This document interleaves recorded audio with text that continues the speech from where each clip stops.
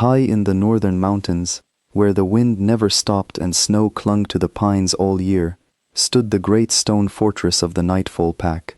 It was a place feared across many lands. Those who lived there were strong, silent, and loyal to one man alone. His name was Cale Thornwood, and he was their Alpha King. Cale was tall, with dark hair and eyes the color of storm clouds. He had ruled the pack for many years, and in all that time he had never smiled the way a happy man smiles. Long ago, when he was young, an enemy had attacked his home in the night. That enemy was a bitter warlord named Draven, a wolf who had once been part of the pack but had been sent away for cruelty. In his revenge, Draven had taken everything Cale loved. Since that terrible night, Cale had made a quiet promise to himself.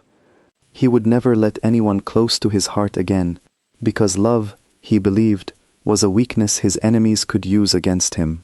So Cale ruled alone. He had no mate, no family, only his duty. His people respected him, but they also feared his cold silence. The years passed, and the fortress grew stronger, but the king inside it grew lonelier.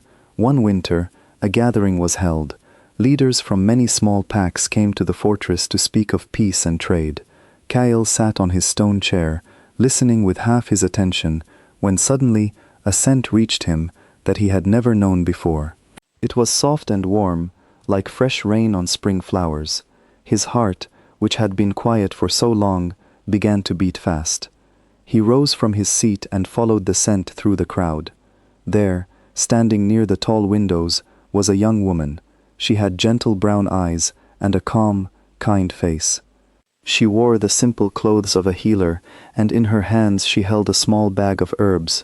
When she looked up and met his gaze, the whole room seemed to fall away. Cale knew at once what she was.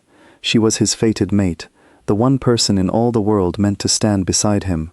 For a single moment, joy filled his chest. Then, just as quickly, cold fear took its place. If she was his mate, then she was in danger. Draven would learn of her. Draven would try to use her to break him. The young woman's name was Ilara. She came from a small pack in the eastern valleys, a peaceful people who healed the sick and asked for nothing. She had come to the gathering only to trade her herbs. She had no idea that the fearsome Alpha King had just found in her the thing he wanted most, and feared most at the same time. Cale did not speak to her that night. Instead, he called his most trusted guard, a broad older wolf named Boran, and gave a quiet order. When the gathering ended, Ilara was not allowed to leave. She was taken, gently but firmly, to a hidden place deep within Cale's lands.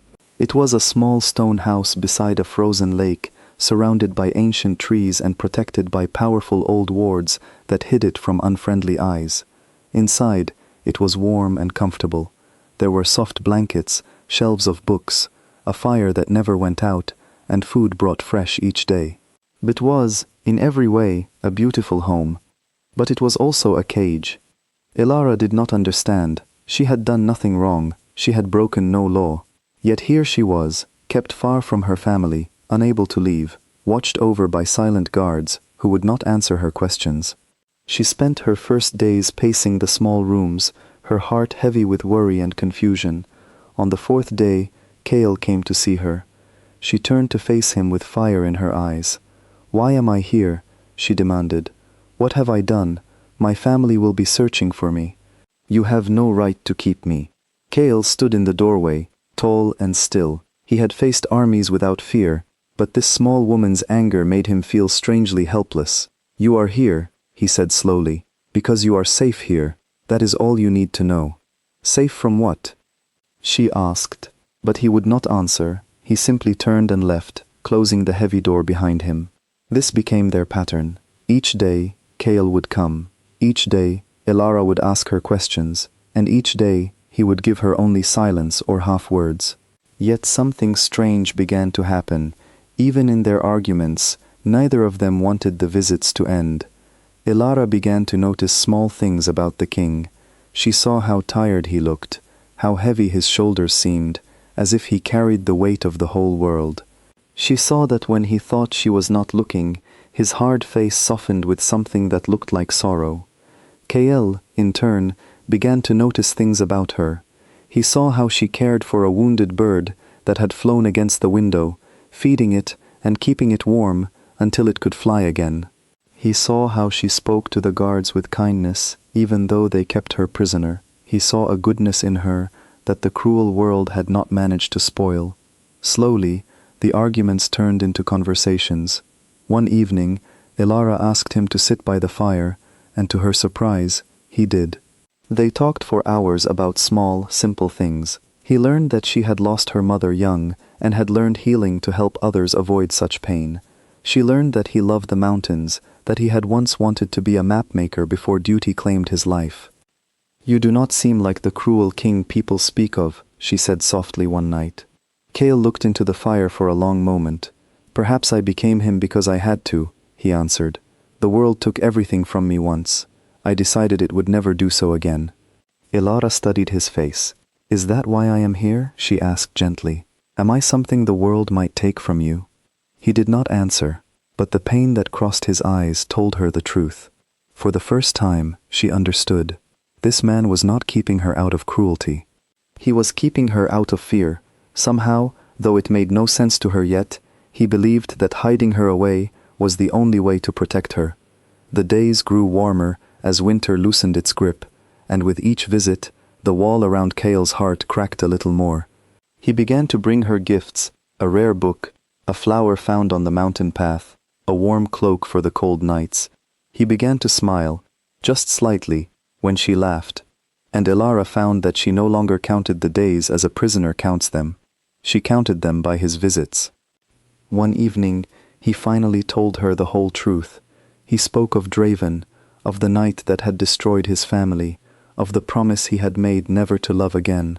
"When I found you," he said, his voice rough, "I felt happy for the first time in years, and in the same breath, I felt terror, because I knew that if Draven learned of you, he would come for you, so I hid you.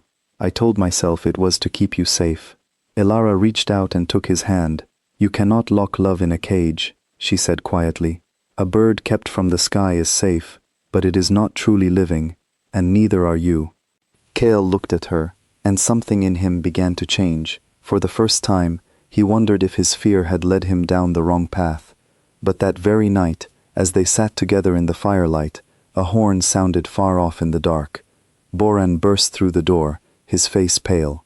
"My king," he gasped, "our scouts have found tracks in the eastern woods, Draven's spies. They are close, too close." Kale's blood turned to ice. He had done everything to hide her. He had built the wards, chosen the most secret place, told no one but his most loyal men, and yet the enemy had found her. He understood the terrible truth in a single, painful flash. His own actions had drawn attention. A king who suddenly guarded one small stone house with such care could not stay hidden forever. The very effort to protect her had left a trail. His fear had built a path straight to her door. "We must move her at once," Kale said, rising. But it was already too late. The wards flickered and died. Somewhere in the trees, an enemy hand had broken the ancient magic. Shapes moved in the darkness beyond the windows. Boran drew his weapon. Kale pushed Elara behind him. "Stay close to me," he told her. The door was forced open, and Draven's warriors poured in. They were rough and quick, and there were many of them. Kale fought like a storm, and Boran fought beside him, but the enemy had come prepared. In the confusion, a strong arm seized Elara and pulled her back toward the door. "Kale," she cried. He turned, but a wall of enemies stood between them. He saw her frightened face for one moment. Then she was gone, carried off into the night. The little house fell silent. The fire crackled alone. Kale stood in the wreckage, his heart torn open. All his fear, all his walls, all his careful hiding, and still he had lost her. He sank to his knees, and for the first time in many years, tears filled his eyes. Then, slowly, a different feeling rose within him. Not fear, not despair, but a fierce and steady resolve. He had spent his whole life running from loss by refusing to love. That had not saved him. It had only made him lonely. Now that he had truly opened his heart, he would not sit still and let it be taken. He would fight for her, not from behind stone walls, but out in the open, with everything he had. Gather every warrior, he told Boran, rising to his feet. We ride for Draven's stronghold at first light. Draven's fortress lay in a valley of grey stone, far to the west. It was a grim place, cold and cruel like the man who ruled it. There, in a locked upper room, Elara sat quietly. She was frightened, but she did not weep. Instead, she watched and listened and waited. Her captors thought her weak because she was gentle. They did not know that a healer sees things others miss. She noticed the guards drank a bitter tea each night to stay awake. She noticed which herbs grew in the cracks of the old walls outside her window. Slowly, a plan formed in her clever mind. When Kale and his warriors arrived at the valley 2 nights later, they found the stronghold strangely quiet. Kale feared the worst, but as his forces moved forward, a shape slipped out of the shadows near the gate. It was Elara. She was pale and tired, but she was safe, and she was free. She ran to Kale, and he caught her in his arms, holding her as if he would never let go. "How?" he whispered. "How did you escape?" She gave a small, tired smile. "The guards drank their tea, as always," she said, "but this time I had mixed a sleeping herb, from the wall, into their cups. They will sleep for hours. I opened the gate myself. I knew you would come." Kale looked at her with wonder. This woman he had tried to lock away for her own protection had saved herself, and in doing so had opened the enemy's gate for his warriors. She was not the helpless treasure he had once tried to hide. She was strong, brave, and wise in her own quiet way. With the guards asleep and the gate open, Kale's warriors moved through the stronghold quickly. Draven, waking to find his fortress overrun and his plans in ruins, tried to flee, but his own people had lost all faith in him. His cruelty had left him without loyal friends. In the end, his warlord's power crumbled to nothing, and he was driven from the northern lands forever, never again to threaten the peace. The long shadow that had darkened Kale's life for so many years was finally gone. When Kale and Elara returned to the fortress of the Nightfall Pack, the whole territory came out to greet them, but something had changed in their king. The cold silence was gone from his eyes. He walked with Elara at his side, not behind him and not locked away, but beside him as an equal. That evening, they stood together on the high wall, looking out at the mountains they both loved.